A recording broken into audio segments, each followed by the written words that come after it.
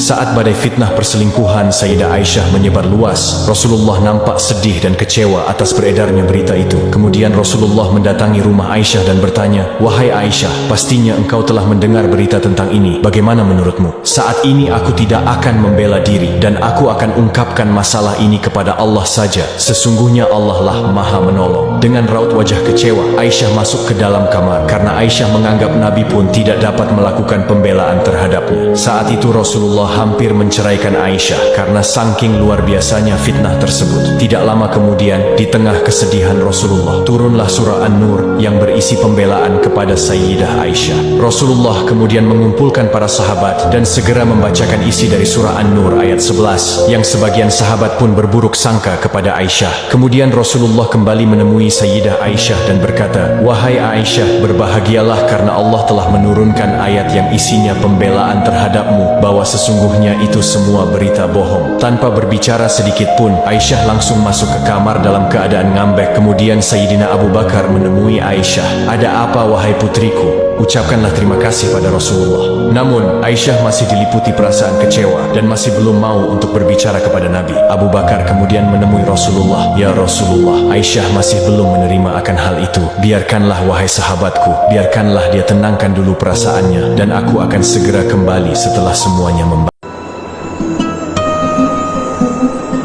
Suatu hari Abdullah bin Umar pulang dari sekolahnya.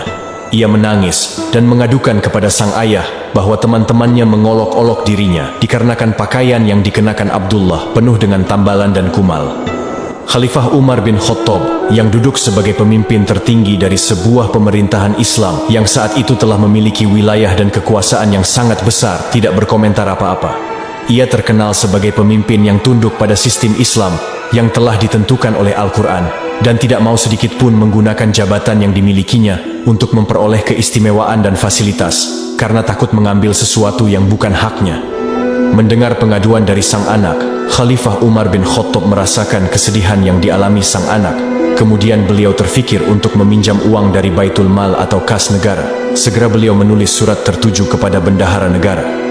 "Kepada bendahara Baitul Mal, saya Umar bin Khattab hendak meminta pinjaman uang sebesar 4 dirham. Insya Allah awal bulan depan setelah pembagian gaji dari Baitul Mal, saya akan melunasi hutang tersebut." Setelah bendahara negara menerima surat tersebut, ia pun kaget dengan Khalifah Umar yang hendak meminjam uang.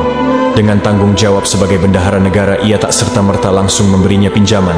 Si bendahara pun membalas surat tersebut. Tidak lama surat itu pun sampai di tangan Khalifah Umar bin Khattab. Kemudian beliau membaca surat tersebut dengan isi, "Kepada Amirul Mukminin, telah saya baca surat Anda tentang permohonan pinjaman dari uang Baitul Mal. Saya bendahara Baitul Mal dapat meluluskan pinjaman Anda sebesar 4 dirham yang Anda ajukan dengan memotong gaji Anda bulan depan sebagai jaminannya. Namun, sebelumnya tolong Anda jawab terlebih dahulu pertanyaan berikut dengan jujur. Apakah Anda dapat memastikan akan hidup sampai bulan depan?" Setelah membaca surat tersebut, Khalifah Umar menggigil, matanya berkunang-kunang. Beliau menangis tersungkur bersujud, seraya mengucap istighfar, memohon ampunan Allah. Kemudian Khalifah Umar menulis surat kembali kepada bendaharawan negara. Dia berterima kasih telah diingatkan serta membatalkan niatnya untuk berhutang. Kepada sang anak beliau berkata, "Wahai anakku, ayahmu tidak dapat memperhitungkan umurnya walaupun hanya sejam ke depan. Ayahmu juga tidak ingin mewariskan hutang kepadamu. Sudah terlalu banyak hal yang harus ayahmu pertanggungjawabkan ke hadapan Allah di akhirat nanti. Karena itu, ayah membatalkan niat meminjam uang untuk membeli baju barumu. Jadi, besok berangkatlah kamu ke sekolah dengan menggunakan bajumu yang biasa." Kemudian sang anak menjawab, "Wahai ayah, aku akan bersabar."